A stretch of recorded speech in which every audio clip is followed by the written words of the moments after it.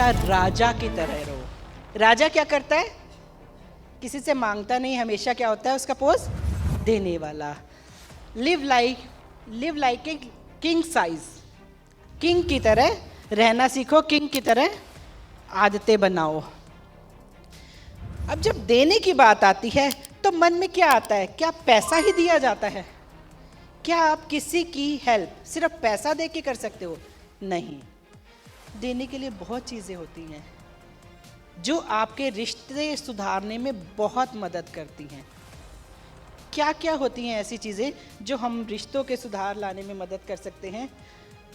Smile दीजिए, जिससे नहीं बनती उससे भी बननी शुरू हो जाएगी। जो मेरी साथ वाली, जो मैंने बोला था ना, ज़िद्दी पड़ोसन, मैं अगर रोज़ उसे स्माइल देना शुरू कर दूंगी, 2 दिन नहीं देगी पर तीसरे दिन वो भी मुझे स्माइल देगी।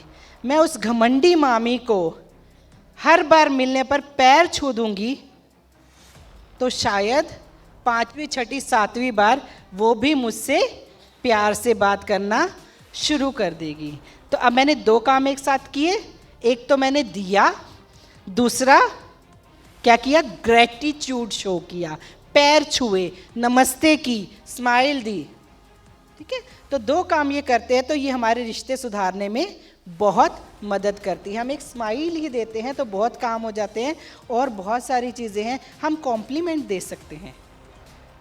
अब जैसे मैं यहाँ आके बैठी तो मुझे राधा जी ने कॉम्प्लीमेंट दिया, इससे मेरे अंदर पावर आई। उसने बोला कि आपका सूट बहुत अच्छा लग रहा है। तो क्या हुआ? मुझे पावर मिली। तो मैं स्टेज पे आने के बाद मेरे अंदर कॉन्फिडेंस ही अलग आ गया। तो ऐसे कॉम्प्लीमेंट देकर आप भी किसी को पावर दे सकते हैं और अपना आपस का रिश्ता सुधार सकते हैं। अब 2 कंसल्टेंट होते हैं, बीच में नहीं बनती, कई बार 2 क्रॉस लाइन होती है, बीच में नहीं बनती आपस में। तो धीरे धीरे शुरुआत कैसे करेंगे? स्माइल के साथ। स्माइल देंगे, वो भी मुस्कुराएगा, आप भी मुस्कुराएंगे। कभी उसने खूबसूरत साड़ी पहनी हुई, राधा जी आपने बहुत खूबसूरत साड़ी पहनी है, उसे कॉम्प्लीमेंट देंगे। कॉम्प्लीमेंट हमेशा जेन्युइन और ऑनेस्ट होना चाहिए। ये ध्यान रखिए, कभी ऐसा ना लगे कि सामने वाले को कि आप उसकी बेइज्जती कर रहे हैं। हमेशा जेन्युइन और ऑनेस्ट होना चाहिए। कॉम्प्लीमेंट दे सकते हैं आप किसी को भी। आप और क्या कर सकते हैं? कॉम्प्लीमेंट देना, तारीफ करना, ठीक है। और कुछ आप सजेस्ट कीजिए। ब्लेसिंग्स दे सकते हैं, टाइम दे सकते हैं अपना। तो हम किसी भी तरह से एक गिवर बन सकते हैं।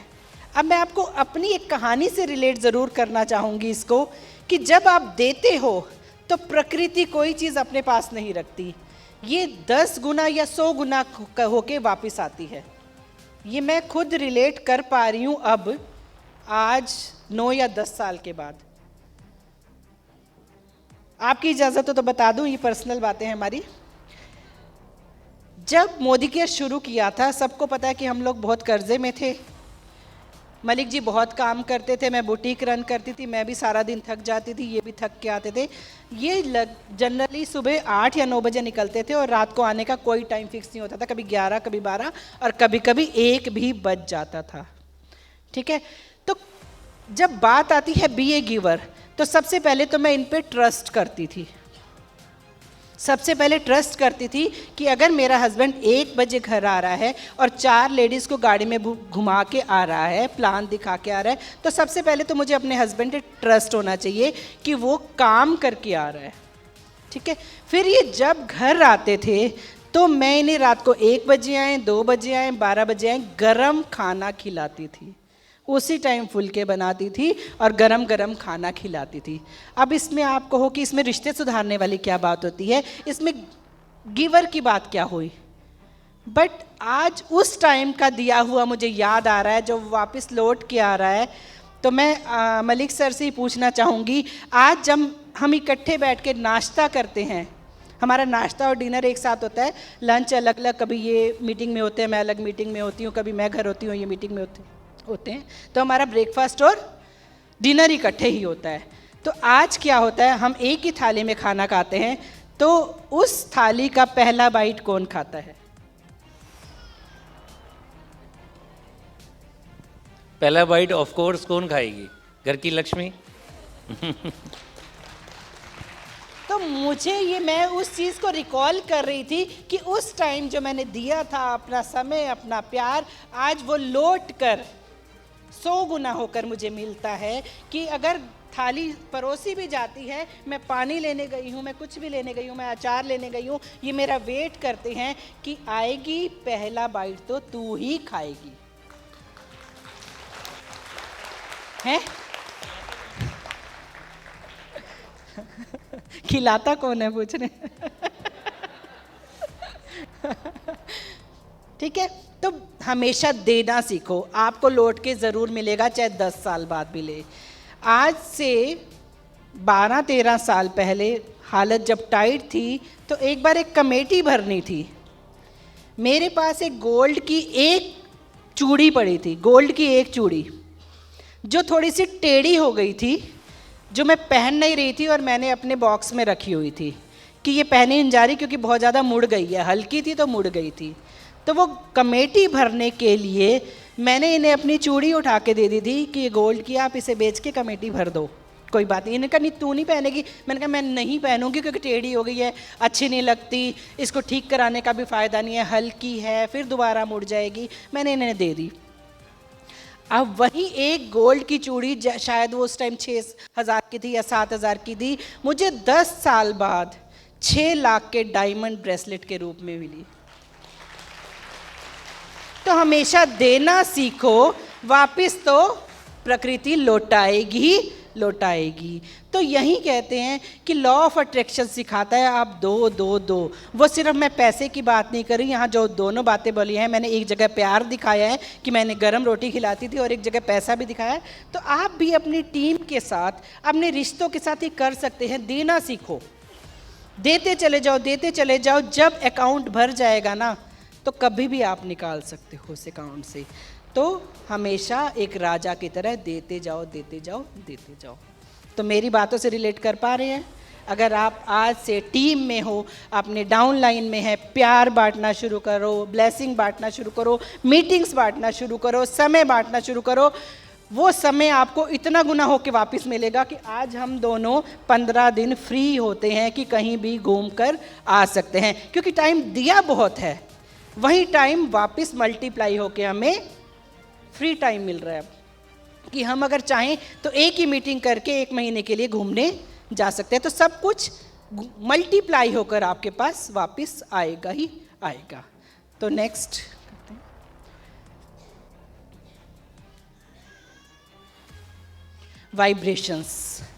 वाइब्रेशंस का बहुत बड़ा रोल है हमारे रिश्ते सुधारने में और रिश्ते बिगाड़ने में। कहते हैं कि मुंह से कही हुई बातें इतना काम नहीं करती जितना ये वाइब्रेशंस करती हैं।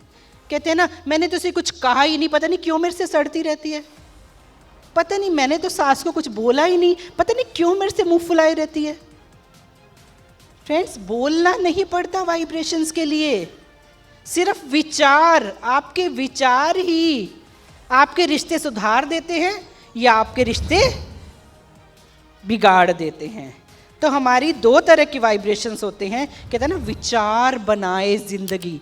तो मैं ये कहूँगी, विचार बनाए रिश्ते। आप ये देखिए, माँ बेटी के बीच में कभी झगड़ा होता है? होता है। बट क्या कभी रिश्ते खराब होते सुने हैं? नहीं। सास बहू में झगड़ा होता है, रिश्ते खराब होते हुए सुने हैं? सुने हैं। रीजन क्या है? वाइब्स। जब माँ बेटी लड़ती हैं, झगड़ती हैं, तो थोड़ी देर बाद माँ सोचेगी, दुखी होगी बेटी बेचारी, काम के बोझ से परेशान होगी, इसलिए मेरे से गुस्से में बोल गई। और बेटी सोचेगी, माँ बूढ़ी हो रही है, थोड़ी सी परेशान होगी किसी की चीज़ से, पापा ने कुछ कहा होगा, माँ का मूड ठीक नहीं होगा, इसलिए शायद मेरे से बुरे बोल बैठी। ठीक है। और दूसरे दिन दोनों फिर एक से हो जाएंगी। क्यों? क्योंकि वाइब्स अच्छी भेजी कि माँ ऐसा तो नहीं करती, शायद आज मूड ठीक नहीं होगा, शायद पापा से कोई बात हो गई होगी, इससे मेरे लिए लड़ बैठी। यही वाइब्स भेजते हैं ना। और अगर सास से झगड़ा हुआ हो तो क्या वाइब्स जाती हैं? बुढ़िया खुद तो सारा दिन, सॉरी मैं भी सास बन चुकी हूँ, वाइब्स दे जाती हैं, बोलते नहीं हैं बुढ़िया, बट दिमाग में क्या होता है, बुढ़िया खुद तो सारा दिन बिस्तर में पड़ी रहती है और कहती है ये काम नहीं हुआ, ये काम नहीं है, ये नहीं काम नहीं हुआ। इसे क्या लिखता है, मैं वहाँ कुर्सियाँ तोड़ के आती हूँ ऑफिस में जाकर, ठीक है।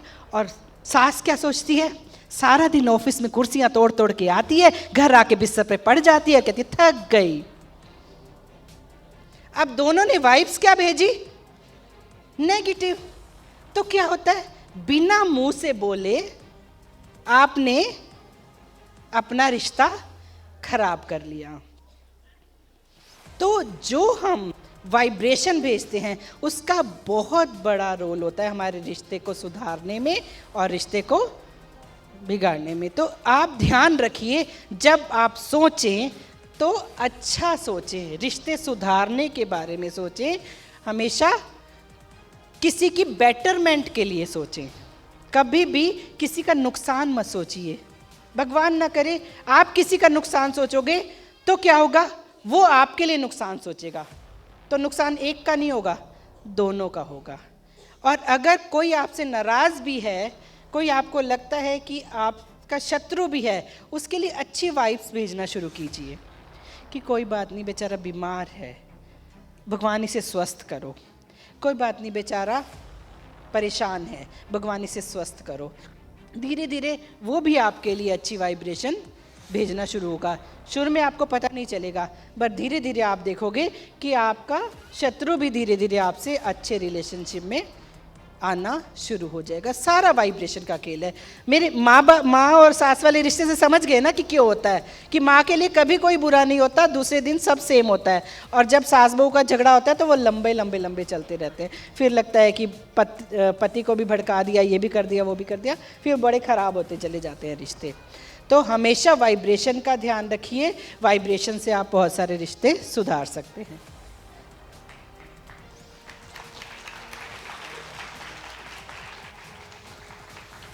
मैनिफेस्टेशन का अगर वैसे मीनिंग बताऊं तो इसका मतलब होता है डिक्लेयर करना।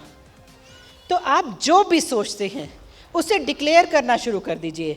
वो डिक्लेयर कैसे हो सकता है, वो मुंह से भी हो सकता है, जैसे अभी आपको समझाया कि बोलना शुरू कीजिए, सुबह 3 बार, दोपहर को 3 बार, और दोपहर को 6 बार और रात को 9 बार। तो होता है बोलना कि मेरे घर गाड़ी आ रही है, मेरे घर गाड़ी आ रही है, मेरे घर ये गाड़ी आ रही है। तो ये क्या होता है, मैनिफेस्ट करना। दूसरा मैनिफेस्ट करना होता है लिखना। लिखने में बहुत पावर होती है। अभी आपको बता दी सर ने एक लव स्टोरी का, जो लव स्टोरी अभी अब पूरी हुई है, वो लिख लिख के उन्होंने अपनी लव स्टोरी को अंजाम दिया कि आज वो शादी की बंधन में बंधने जा रहे हैं। और ये सिर्फ लव रिलेशनशिप के लिए नहीं होता, ये अपनी हेल्थ के लिए भी आप कर सकते हैं और ये अपने घर के रिश्ते सुधारने के लिए भी कर सकते हैं। मैनिफेस्टेशन में इतनी ताकत है। मेरी टीम में एक लीडर है जो सुबह सुबह मैनिफेस्टेशन कराती हैं। उन्होंने बताया कि उनकी टीम के एक लीडर ने बोला, मेरे हस्बैंड अलाउ नहीं करते कि मैं मोदी केयर करूं। तो टीम लीडर ने बोला कि आप बोलना शुरू कर दो कि मेरे पति मेरा साथ दे रहे हैं मोदी केयर का बिजनेस करने में। उसने ये चीज़ बोलनी शुरू की। 1 दिन बोली, 2 दिन बोली, 3 दिन बोली, 7 दिन बीत गए। 8वें दिन वो मोदी केयर की किसी मीटिंग में जा रही थी। अचानक उसके पति देव दफ्तर से जल्दी घर आ गए। उन्होंने अपनी वाइफ से पूछा कहाँ जा रही है। वो थोड़ा घबराई कि मोदी केयर बोलूँगी तो नहीं जाने देंगे। फिर भी उन्होंने झूठ बोलना पसंद नहीं किया। उन्होंने कहा मोदी केयर की मीटिंग में जा रही हूँ। तो पति देव ने मना करने की जगह पता क्या कहा, ठहरो, स्कूटर निकालता हूँ, मैं छोड़ आता हूँ। और छोड़ने के बाद बोला, जब तुम मीटिंग से फ्री हो जाओ फोन कर देना, लेने भी आ जाऊंगा। तो ये होती है मैनिफेस्टेशन की पावर। ये आप लिख कर देखिए, ये आप बोल कर देखिए, ये फ्रेंड्स वास्तव में काम करती है। हमारी तो गाड़ी भी इसी से आई है। हमारी पहली गाड़ी जो हमारे घर में आई थी ईटीओस, हमें नहीं पता था। हमने विज़न बोर्ड बनाया था जब, तो शुरू में कहीं से हमें ईटीओस का फ़ोटो मिला था, हमने विज़न बोर्ड पे लगा दिया था। वो धीरे धीरे साइड में होता एक कोने में आ गया था। और जब गाड़ी लेने चले तो हमने बहुत सारी गाड़ियाँ टेस्ट ड्राइव कर ली, हमने ईटीओस टेस्ट ड्राइव नहीं की। उस टाइम नई नई गाड़ियाँ आ चुकी थी, तो हमने बहुत सारी और गाड़ियाँ टेस्ट ड्राइव कर ली। लास्ट में हमें किसी ने बोला कि एक बार इनोवा की ईटियोस भी देख लो। हमने कहा चलो देख लेते हैं। तब हमारा बजट भी बड़ा उस पर था कि इतने में ही लेनी है, ठीक है, और लेनी भी है, ज़रूर लेनी है। जब ईटियोस देखने गए तो एक ही गाड़ी खड़ी थी, बहुत अच्छे डिस्काउंट पे खड़ी थी, और वो उसी कलर की खड़ी थी जो हमारे विज़न बोर्ड पे लगी हुई थी। क्यों? क्योंकि हमारा बजट बड़ा फिक्स था, हमारे बजट में आ रही थी। हमने फटाक से हाँ की, और जब घर आए उसे साई दे के, जिसे बोलते हैं ना कि अमाउंट देकर आए, घर आकर देखा तो विज़न बोर्ड पर वहीं गाड़ी लगी हुई थी। तो कैसे नहीं आती, आनी ही थी। तो इस तरह से हमारी ईटियोस गाड़ी आई। मेरे गोल्ड के बैंगल्स ऐसे आए कि मैंने 2 बैंगल्स विज़न बोर्ड पे लगाए हुए थे, और हम दुबई घूमने गए, वहाँ से 2 बैंगल लेके आई, रखने लगे अपने बॉक्स में, ज्वेलरी बॉक्स में, तो देखा ऐसे ही बैंगल मैंने विज़न बोर्ड पे लगाए हुए हैं। तो बहुत पावर है, बहुत पावर है। बिल्कुल सेम बैंगल्स से, वो बिल्कुल सेम। तो फ्रेंड्स, आप लिखना शुरू कीजिए, बहुत पावर है। ये आपके रिश्तों में भी सुधार लाएगी। आपके बच्चों के, कभी भी ना बच्चों को आप कभी भी बुरा मत बोलिए, क्योंकि जब आप बच्चों को बुरा बोलते हैं ना, तो बुरी वाइब्स उन तक पहुंचती हैं। ध्यान रखिए, अगर आपके बच्चे शरारती भी हैं ना, तो वो बोलिए मेरे बच्चे बहुत अच्छे हैं, बहुत शांत है। आपके बच्चे नहीं पढ़ते ना, तो बोलिए मेरे बच्चे बहुत अच्छा पढ़ रहे हैं, कैरियर में बहुत सफल हो रहे हैं। क्यों? क्योंकि जब आप बोलेंगे ना नहीं पढ़ते, तो वो वाइब्स क्या जा रही है, नहीं पढ़ते, नहीं पढ़ते। जिसको बता रहे हो बोलेंगे नहीं पढ़ते, नहीं पढ़ते, तो वो नहीं पढ़ेंगे। कभी किसी बच्चे को दूसरे बच्चे से कंपेयर नहीं करना, ये आपके रिश्तों में बहुत काम आएगा। याद रखिए, अपनी बीवी को दूसरे की बीवी से कंपेयर नहीं करना, अपने बच्चे को दूसरे के बच्चे से कंपेयर नहीं करना, अपने पति को दूसरे के पति से कंपेयर नहीं करना। सबके अपने अपने ही जो हैं नंबर 1 हैं। तो फ्रेंड्स, ध्यान रखिएगा, इन चीज़ों का बहुत बहुत बहुत आपकी ज़िंदगी पर असर पड़ता है। तो मैनिफेस्ट करना शुरू कीजिए, लिखना शुरू कीजिए, बोलना शुरू कीजिए, मल्टीप्लाई होकर ये आप तक वापस आएगा। हमारा last topic, forgive and forget. Friends, रिश्ते में खट्टे मीठे रिश्ते सब तरह के होते हैं, और वो खट्टे मीठे क्यों होते हैं? कुछ ना कुछ उसके साथ बैड एक्सपीरियंस जुड़े हुए होते हैं। तो क्या उन्हीं एक्सपीरियंस को, उन्हीं यादों को साथ लेकर चलते चलें? क्या लगता है आपको? उस बोझ को उठाए उठाए चलते रहे? नहीं, माफ कर दीजिए। आज ही सोचिए, आपके साथ किसी ने अच्छा किया है, किसी ने बुरा किया है, आज ही सबको माफ कर दीजिए। सब हाँ करेंगे, ऐसे करेंगे, बट माफ नहीं कर पाते। सोचिए कि उसको ढोकर भी क्या करना है, उस बोझ को ढोकर क्या करेंगे। ये आपकी जो सफलता की रफ्तार है ना, उसे कम करेगा। आपका कोई भी रिश्ता है, माफ कर दीजिए और आगे बढ़ जाइए। वो रिश्ता आपका खुद से भी हो सकता है। कई बार हम खुद को भी कोसते रहते हैं, मेरे से आज से 10 साल पहले गलती हो गई थी, मैंने ऐसे ऐसे पैसे ख़राब कर दिए थे, मैंने बिजनेस डुबो दिया था, उसकी वजह से मेरे पूरी फैमिली को सफ़र करना पड़ा। अरे यार, माफ़ कर दीजिए, हो जाता है गलती, इंसान ही तो है, इंसान से गलती नहीं होगी तो किससे होगी। और जब भी कोई गलती होती है तो उससे क्या मिलती है? एक सीख मिलती है। कोशिश करें कि वही गलती आगे से ना हो, नहीं तो वो गलती नहीं है, वो फिर आपकी आदत है गलतियां करना। तो जो भी आपसे गलती हो गई, सबसे पहले अपने आप को माफ़ कीजिए। अगर आपके माँ बाप से कोई रिश्ते ख़राब हो रहे हैं, उनकी किसी बात की वजह से, कि मुझे फ़ॉरेन भेज देते तो शायद मेरा ये सवर जाता, मुझे इंजीनियरिंग करा देते तो शायद मैं आज ऐसा सफल होता, मुझे डॉक्टर बना देते तो ऐसा हो जाता, मुझे वो जायदाद में हिस्सा दे देते तो मेरा शादी हो जाता, वो घर मेरे नाम कर देते तो शायद ऐसा हो जाता। सब कुछ भूलकर सबको माफ़ कर दीजिए, क्योंकि जो आपका है आपके पास ज़रूर आएगा।